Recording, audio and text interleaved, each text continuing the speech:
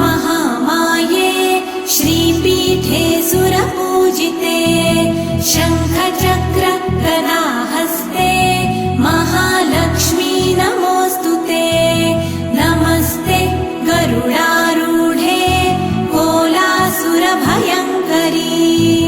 सर्वपाप हरे देवी महालक्ष्मी नमोऽस्तुते महादेव्यै च विद्महे विष्णुपत्न्यै च धीमहि तन्नो लक्ष्मी प्रचोदयात्।